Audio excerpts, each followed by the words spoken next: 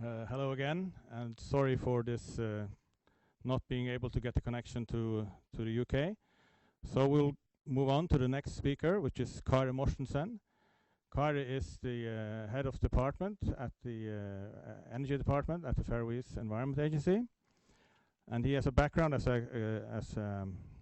in biochemistry and mathematics from the University of Copenhagen, and he has been performing marine and environmental research and education at high school and university. And since 2007, he has been working at the energy area on the Faroe Islands. So, floor is yours, Kári.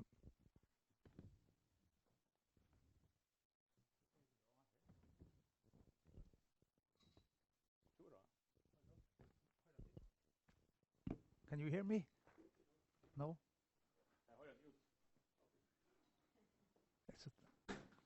Skal det bare køre? Jeg kan blå det her ut.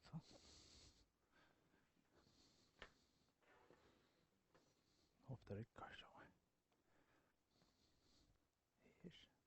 Here. Yeah, hello, good day. And thank you for giving me the opportunity to come here and tell you about the energy situation there in Faroe Islands. And it's limited what I can say in 15 minutes, but I'll try.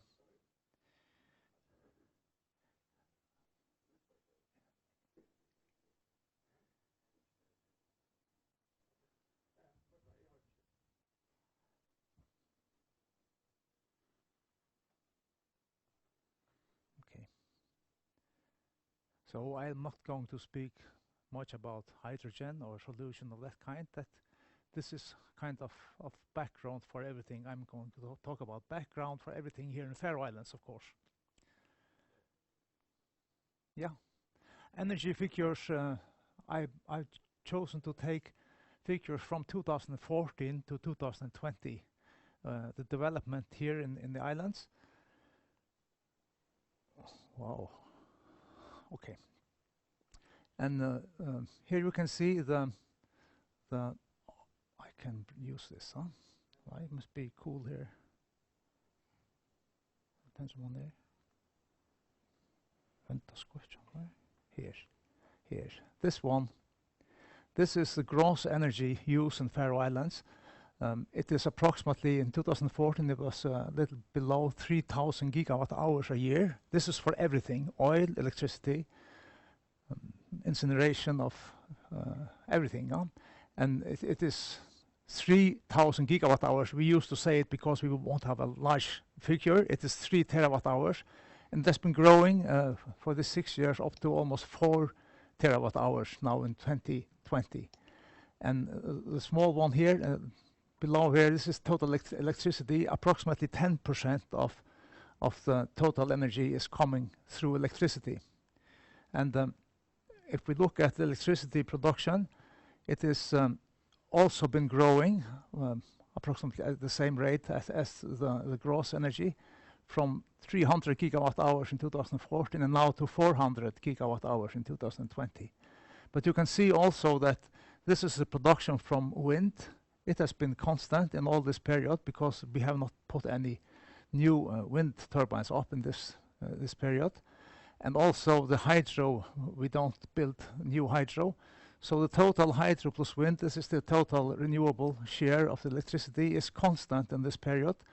And it has gone down from almost 50% in 2014 to 40% or less in 2020.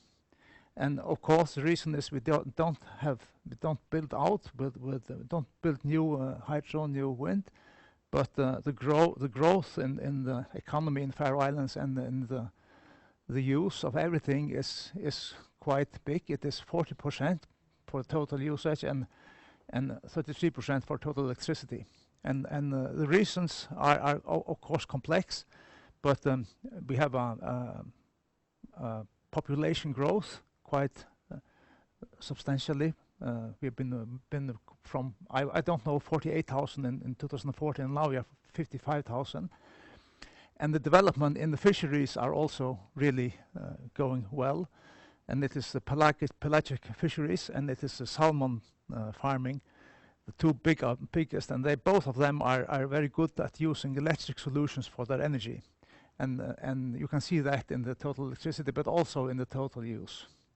And one last figure here is that we are only 4% of the total energy is coming from renewable energy right now.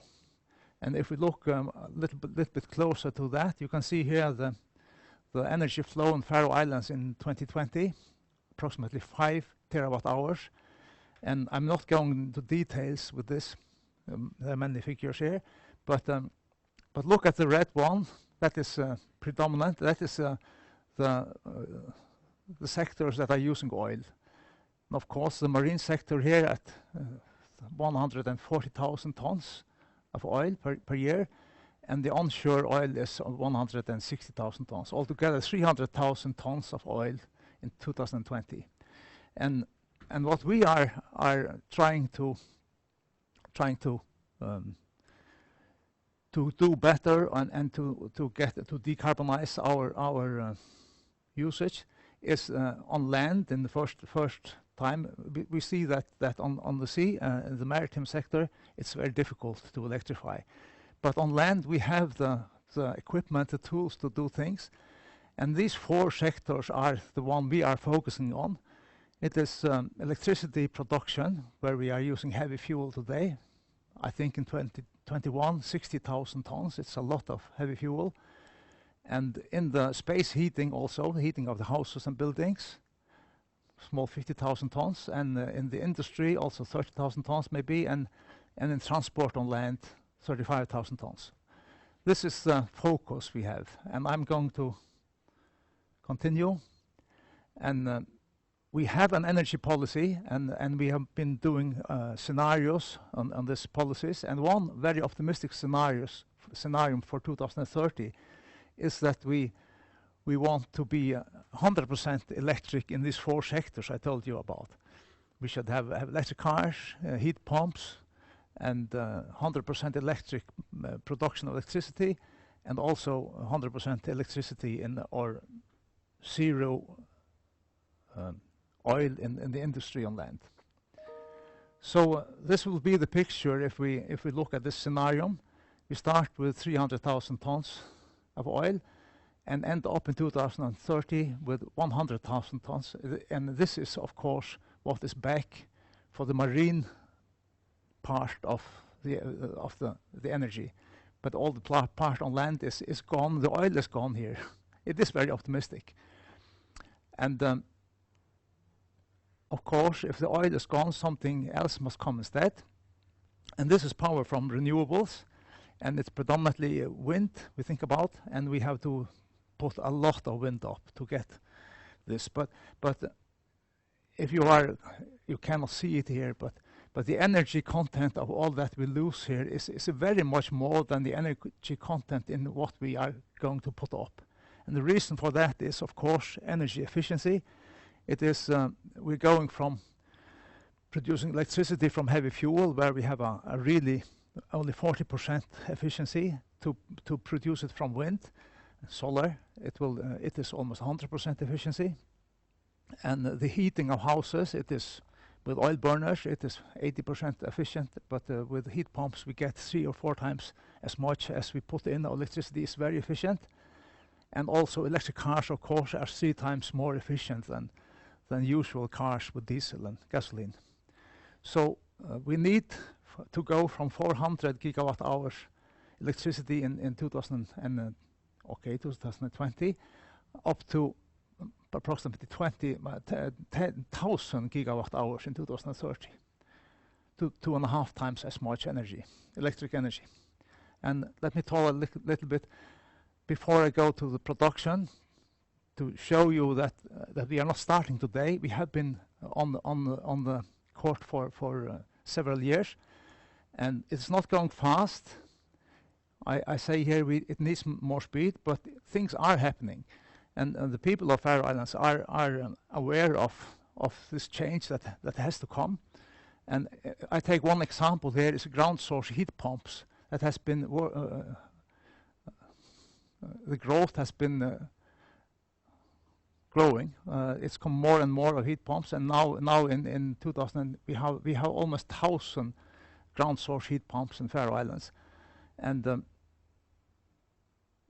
this is a lot in our figures, but it's not a lot compared to the 18,000 buildings we have in Faroe Islands, where we still have 15,000 of them have oil burners. So it's a long way to go. The 3,000 here, it is ground source heat pumps, it is air to water heat pumps, and it's in Tórshavn it's an district heating system with 1,200 houses maybe inside. So we need to speed up here.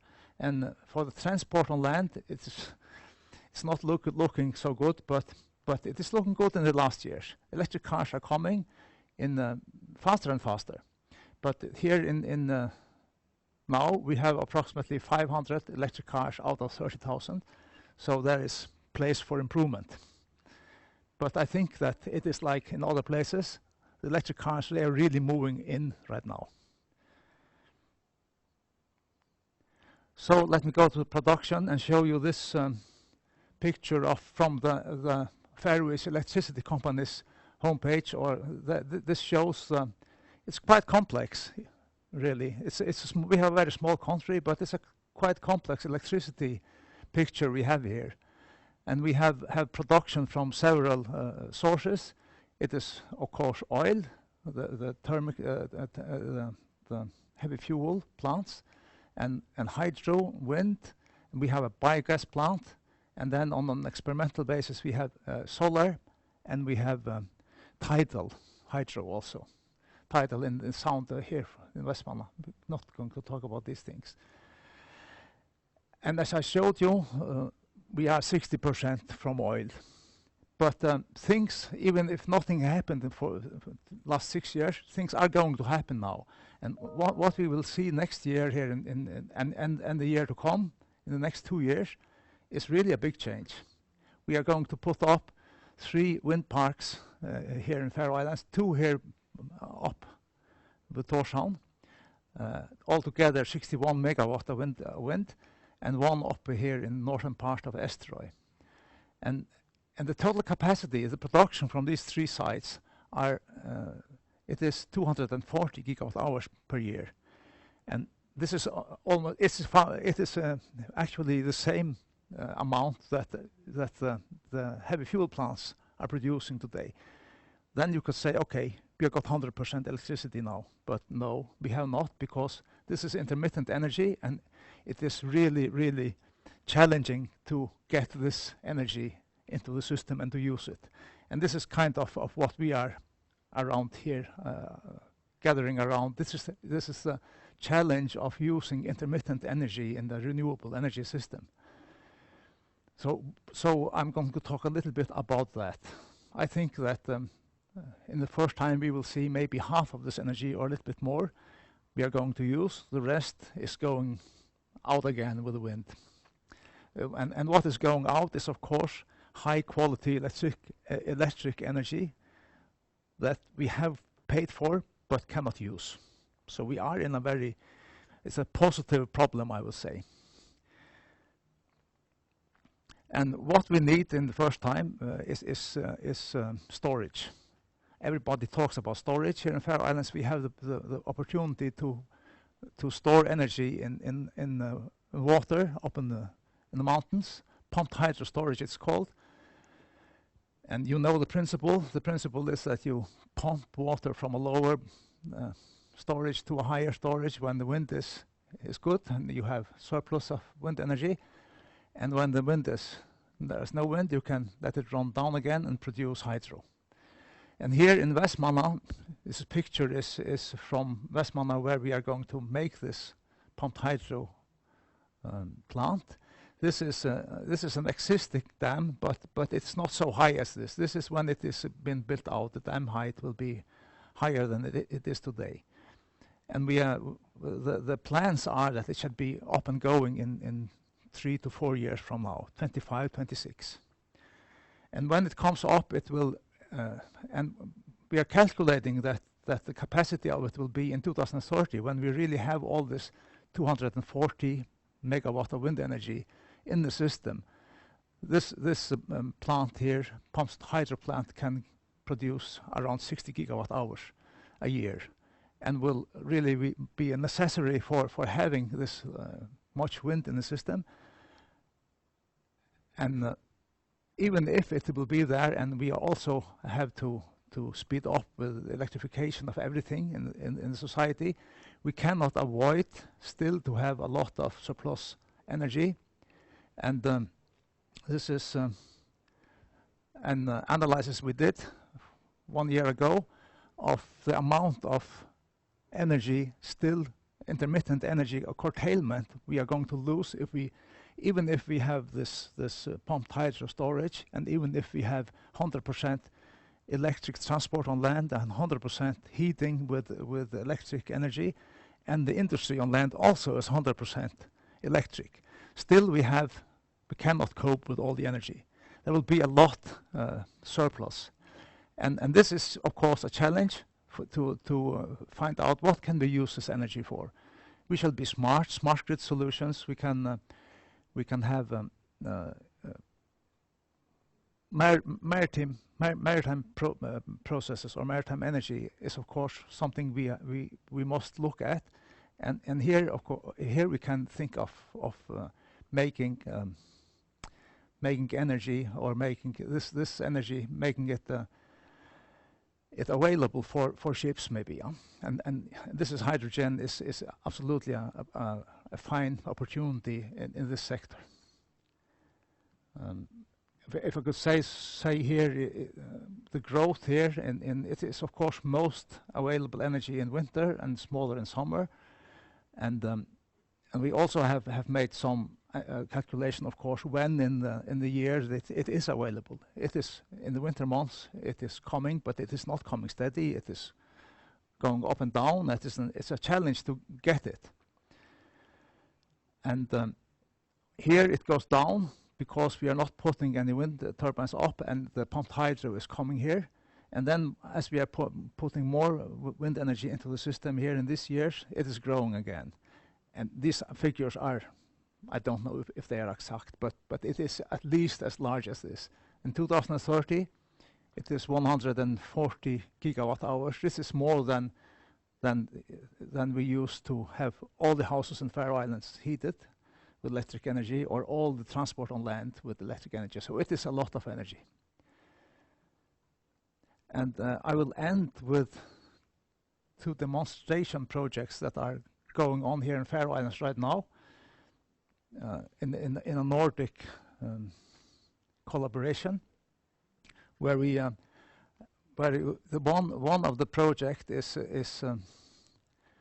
building a boat for the salmon industry. Kári Mortensen are going to tell you about it in a moment.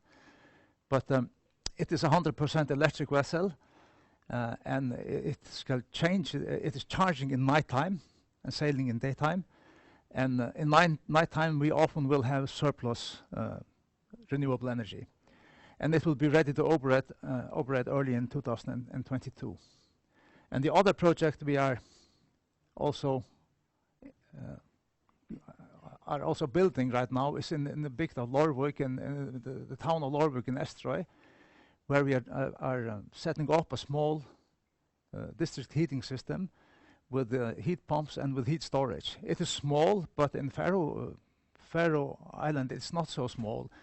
These houses that are going to be converted to heat pumps, they use today almost 100,000 liters, 100 tons of oil for heating. So it is a good change, a good energy shift from fossil fuel to renewables. And this is optimized. This system here is optimized to get as much as possible of renewable surplus energy. So this is one way we can use it. I think that was all for me now. Thank you. Yeah, thank you very much, Kári, for a very fine presentation. To the audience online, there are possibilities of setting questions in on Slido and also in the YouTube stream. So please pose questions, and we will ask them to the presenters later. Now, thank you very much, Kári. Now we will